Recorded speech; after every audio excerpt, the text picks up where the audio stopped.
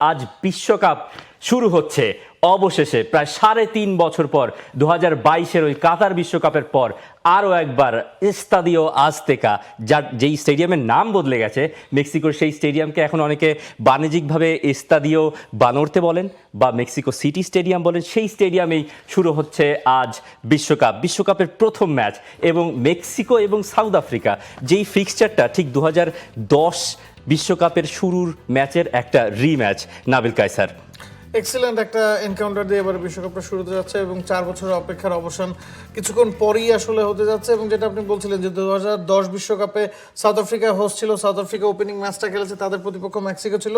এবার Mexico host, south আফ্রিকার সাথে মেক্সিকো ওপেনিং ম্যাচটা খেলছে এবং মেক্সিকো ওপেনিং ম্যাচ আসলে হরহামেশা খেলে থাকে। এবং Which is the world-class cable brand? Walton Cables, নিরাপদ আগামী সংযোগ। যে স্টেডিয়ামটার কথা আপনি বলছিলেন, এখানে 1986 সালে আর্জেন্টিনার হয়ে ম্যারাডোনা চ্যাম্পিয়ন বনেছিলেন, 70-এ পেলে এই মাঠে চ্যাম্পিয়ন বনেছিলেন। 1970 এবং 86 দুটা বিশ্বকাপের ফাইনালি এখানে হচ্ছে, এবং ও দুটা বিশ্বকাপের ওপেনিং ম্যাচটাও এই আজতেকো স্টেডিয়াম বা মেক্সিকো সিটি স্টেডিয়ামে হয়েছে। এছাড়া হ্যান্ড অফ গডের গোলটাও এই স্টেডিয়ামে হয়েছে।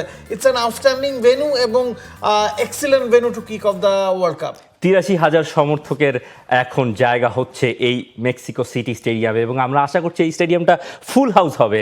1970 যেই কথা আপনি বলছিলেন নাবিল কায়সার, 70-86 বিশ্বকাপের ওপেনিং এবং ফাইনাল ম্যাচ এই স্টেডিয়ামে হয়েছে। মানে এই স্টেডিয়ামের সঙ্গে ফুটবল ফ্যানদের একটা আলাদা সম্পর্ক আছে, জেনারেশনের পরে জেনারেশন। পেলের তৃতীয় শিরোপার সাক্ষী ওই স্টেডিয়াম, ম্যারাডোনার ওই হ্যান্ড অফ গড, আর ৮৬-এর ওই ঐতিহাসিক বিশ্বকাপ।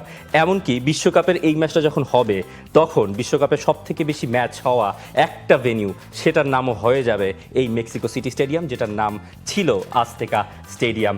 মেক্সিকো সাউথ আফ্রিকা দিয়ে এই ম্যাচটা শুরু হচ্ছে। বিশ্বকাপের আমেজটা কি টের পাওয়া যাচ্ছে? দেখুন, আপনি স্টেডিয়ামের যে স্ট্যাটগুলো দেখালেন, প্রতিটাই কিন্তু বিশ্বকাপের আইকনিক মোমেন্টগুলোর এক একটা। আপনি ম্যারাডোনার হ্যান্ড অফ গড বলেন বা ট্রফি জেতা বলেন, পেলের তৃতীয় ট্রফি জেতা বলেন, মানে বিশ্বকাপ ইতিহাসের সেরা ঘটনাগুলোর সাক্ষী এই আজতেকো স্টেডিয়াম। এবং সবশেষে যে স্ট্যাটটা ছিল 20টা ম্যাচ, এত ভেন্যু আছে, এত ভেন্যুতে পৃথিবীর বিভিন্ন মহাদেশে বিভিন্ন দেশে এতগুলো বিশ্বকাপ হয়েছে, তার মধ্যে এই মাঠে সবচেয়ে বেশি বিশ্বকাপের ম্যাচ হতে যাচ্ছে। আউটস্ট্যান্ডিং বললে আসলে কম বলা হয়। আউটস্ট্যান্ডিং। এবং মেক্সিকো এবং সাউথ আফ্রিকার প্রিভিউতে আমরা যেতে চাই। আমরা শুরুতে দেখে নেব যে মেক্সিকো এই বিশ্বকাপটা শুরু করছে স্বাগতিক হিসেবে কী ধরনের প্রস্তুতি ম্যাচ তারা খেলেছে। আপনি যদি ওই প্রস্তুতি ম্যাচগুলোর দিকে তাকান, তাহলে দেখবেন যে মেক্সিকো মানে are not a small nation. Footballing কালচারে হিসেব করলে, ফুটবলিং পাওয়ার হাউসের কথা হিসেব করলে, যেই ধরনের প্র্যাকটিস তারা করেছে এবং যেই ধরনের প্রস্তুতি নিয়ে তারা বিশ্বকাপে আসছে, সেটা আউটস্ট্যান্ডিং। আপনি যত 5টা ম্যাচে, লাস্ট 5 ম্যাচে তারা আনবিটেন, একটা ভালো রান নিয়ে ফ্রেন্ডলি ম্যাচগুলো খেলে তারা ঘরের মাঠে বিশ্বকাপটা খেলবে। এবং ওচোয়া, যাকে আমরা দেখছি ওই স্ক্রিনে, এই ওচোয়া তার 6ষ্ঠ বিশ্বকাপ খেলবে, যদিও ওই 2006 আর 10-এ তার মাঠে নামা হয়নি। হাবিয়ার আগুইরে, মেক্সিকোর কোচ, তিনিও বেশ এক্সাইটেড, ঘরের মাঠে ছেলেরা বিশ্বকাপ খেলতে পারবে, একটা ভিন্ন রকমের আবহ। এবং স্টেডিয়ামে যখন এই ম্যাচটা শুরু হবে, তার অনেক আগে থেকেই উৎসবটা পরিণত হবে, একেবারে আমেজে পরিণত হবে ওই মেক্সিকো সিটির শহরটা, রাজধানীটা। মেক্সিকোর যে 5 ম্যাচের রেজাল্ট, বেলজিয়াম পর্তুগালের সঙ্গে তারা ম্যাচ খেলেছে এই মার্চ থেকে জুনে, মানে অনেকগুলো ম্যাচ তারা এই মার্চ থেকে জুন এই সময়টাতে খেলেছে। সার্বিয়া, অস্ট্রেলিয়া, ঘানার সঙ্গে ম্যাচ জেতা, এরপরে ওই পর্তুগাল এবং বেলজিয়ামের সঙ্গে ম্যাচ ড্র করা। মেক্সিকো মনে হচ্ছে ফেভারিট, রাইট? এই ম্যাচে অবশ্যই নিশ্চিতভাবে মেক্সিকো ফেভারিট থাকবে। আপনি যদি তাদের শেষ 3 ম্যাচ দেখেন, 3টা ম্যাচ তারা জিতেছে। একটা সার্বিয়ার এগেনস্টে ইউরোপিয়ান সাইড, একটা অস্ট্রেলিয়ার এগেনস্টে, একটা ঘানার এগেনস্টে। বিভিন্ন মহাদেশের প্রতিপক্ষের সাথে তারা ম্যাচ জিতেছে। বেলজিয়াম পর্তুগালের সাথে তারা ড্র করেছে। এবং আপনি এই ম্যাচে নিশ্চিতভাবেই মেক্সিকোকে এগিয়ে রাখবেন, বিকজ স্টার পাওয়ারের দিক থেকে তারা অনেকখানি এগিয়ে আছে। রাউল হিমিনেজের উপর অনেক কিছু নির্ভরশীল। ফ্রন্ট লাইনে তিনি কেমন করেন, এছাড়াও এক্সপিরিয়েন্স ক্যাম্পেনার আলভারেজ মিডফিল্ডটা কীভাবে দখলে নেন, সেটার সাথে কিছু ইয়াং তারকা তাদের আছে। ভার্গাসের কথা বলতে চাই। তো এই ফুটবলারদের যে কম্বিনেশন, সেটা মেক্সিকোকে অনেকখানি এগিয়ে রাখবে এই ম্যাচে। এবং মেক্সিকো অ্যাটাকিং ফুটবল খেলবে, মেক্সিকো বল পজিশনে অনেকখানি এগিয়ে থাকবে। সাউথ আফ্রিকা সেই জায়গায় আসলে কাউন্টার অ্যাটাকিং ফুটবল খেলা ছাড়া তাদের উপায় নাই। 2010 সালে শাবালালার গোলে তারা এক গোলে ম্যাচটা ড্র করতে সক্ষম হয়েছিল। That's because of their heritage, that's because of their support in that stadium.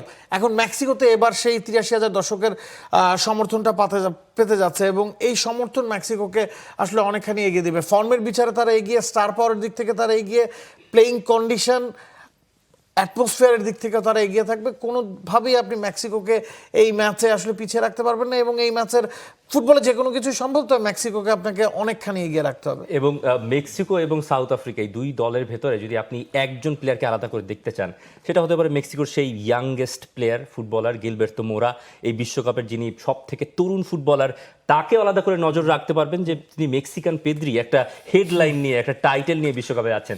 তবে তার চেয়েও বেশি মেক্সিকোর একজনের উপরে হাইলাইটটা বেশি থাকবে, নট রাউল হিমেনেজ, তার নাম কুইনোনেস, যিনি সৌদি প্রো লিগের টপ স্কোরার। এই Julian Quinones, Cristiano Ronaldo, Ivan Toney, যারা পর্তুগালের ওদিকে যাচ্ছে ক্যাপ্টেন হয়ে, ক্রিস্টিয়ানো রোনালদো আর আইভান টোনি ইংল্যান্ডের স্কোয়াডে ডাক পেয়েছেন, তাদের চেয়েও বেশি গোল দিয়েছেন সৌদি প্রো লিগে এই হুলিয়ান কুইনোনেস। এবং হুলিয়ান কুইনোনেস খেলবেন মেক্সিকোর ফরওয়ার্ড লাইনে। 31 ম্যাচে 33টা গোল।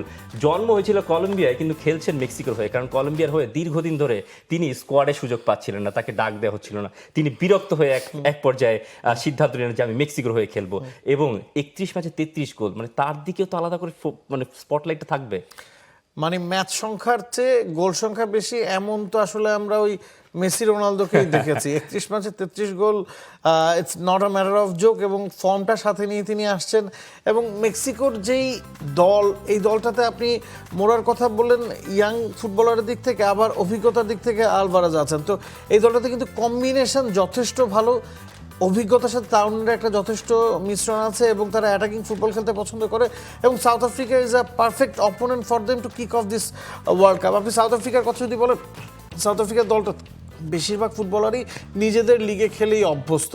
তারা এই বিশ্বকাপে আসলে স্পটলাইটের বাইরে থেকেই শুরু করবে। এই গ্রুপটাতেও আপনি তাদেরকে এক্সপেক্ট করবেন না যে তারা পরের রাউন্ডে যাবে, তো এদিক থেকে তাদের উপর আসলে চাপ আছে। সময়টাও ভালো যাচ্ছে না। জামাইকার এগেনস্টে তারা ড্র করেছে, নিকারাগুয়ার এগেনস্টে তারা ড্র করেছে, পানামার সাথে একটা ম্যাচ ড্র, একটা ম্যাচে তারা হেরেছে, ক্যামেরুনের সাথে তারা হেরেছে। ফর্মটাও আসলে তাদের সঙ্গ দিচ্ছে না।